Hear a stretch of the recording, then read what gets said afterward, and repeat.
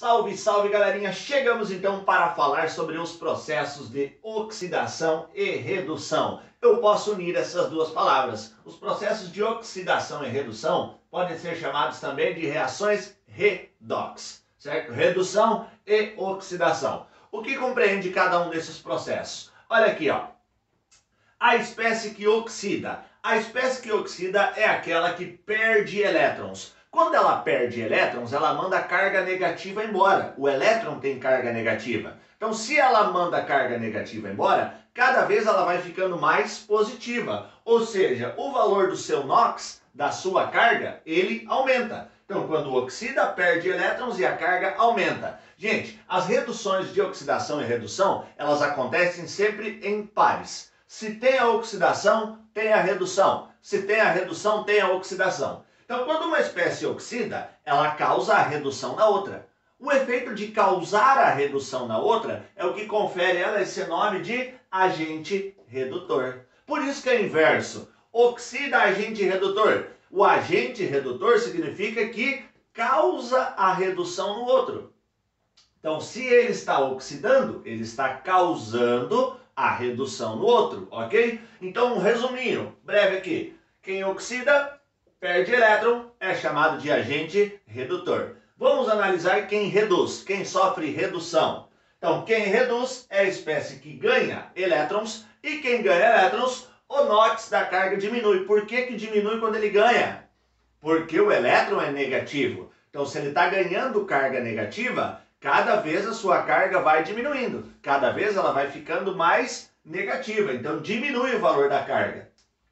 A espécie que reduz, se ela sofreu redução, é porque na outra tem a oxidação. Então, a espécie que reduz é chamada de agente oxidante. Se ela reduz, é porque também causa a oxidação no outro. Então, essas reações sempre se dão em parzinho. Esses processos, aliás, se dão em parzinho dentro de uma reação.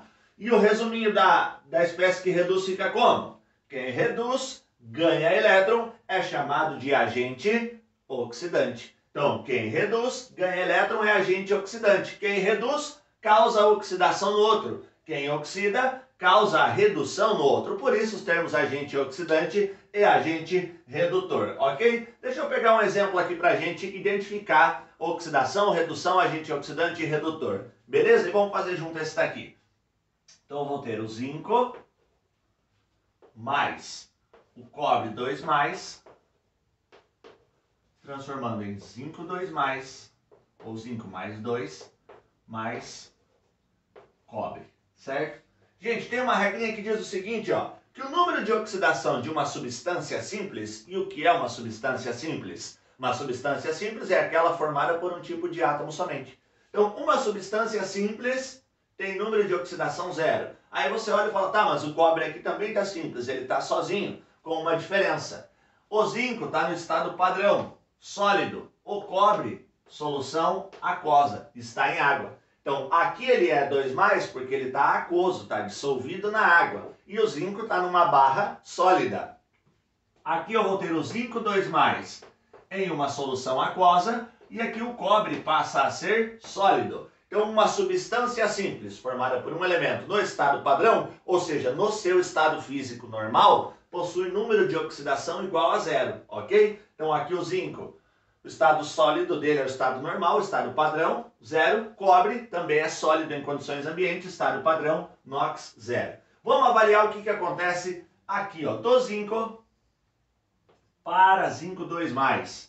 Então, vou comparar a substância no lado do reagente com ela de novo, lá no lado do produto. Vou procurar o elemento no reagente, o elemento no produto, beleza? Então, no reagente, o NOx dele é 0, a carga é 0. No produto é mais 2. O que aconteceu com o valor da carga? Aumenta, certo? Quando aumenta a carga, NOx carga aumenta, o processo é oxidação. Então, aqui eu estou vendo a oxidação, porque a carga aumentou de 0 para mais 2. Deixa eu pegar aqui agora e analisar o que acontece com o cobre, ó. O cobre, ele sai de mais 2 e chega em 0 lá no final. De mais 2 para 0. O que acontece com o valor da carga? De mais 2 para 0, o valor da carga diminui. Quando diminui, o processo é redução, ok? Então vamos listar aqui embaixo para eu entender, tirar dessa reação.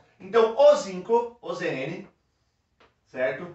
É a espécie que sofre oxidação. Nessa oxidação, quantos elétrons ele perdeu? A oxidação perde elétrons. Quantos elétrons ele perdeu? A variação da carga é o indicativo de quantos elétrons foram perdidos. Então a carga saiu de 0 e chegou em mais 2. É porque variou 2. Então foram 2 elétrons perdidos. O zinco que sofreu oxidação perde 2 elétrons. Beleza? Então o zinco é o camarada que vai ser chamado de agente redutor da minha reação. O zinco que sofreu oxidação perdendo 2 elétrons é o meu agente redutor. Vamos analisar agora o cobre 2+. A espécie cobre 2+. De mais 2 para 0 diminuiu. O processo dele é a redução. Então o cobre 2+ teve redução. Se esse camarada perdeu 2 elétrons, o cobre tem que ter ganhado 2 elétrons. Elétron não fica perdido. A quantidade de elétron que um átomo perde é exatamente igual a que o outro vai ganhar. Não tem como ficar elétron perdido. E como que eu verifico aqui? No valor da carga. Ó. O cobre é mais 2 e lá chegou em 0. Diminuiu 2. A variação da carga é o indicativo de quantos elétrons estão transitando aí. E nesse caso estão sendo recebidos, porque a redução ganha elétrons. Então o cobre 2+ sofreu redução e ganha 2 elétrons. Ganhou 2 elétrons, para ficar mais bonitinho. Então o cobre sofreu redução e ganha 2 elétrons, exatamente os 2 que o zinco tinha perdido. Se ele sofreu redução, ele é o camarada que vai ser chamado de agente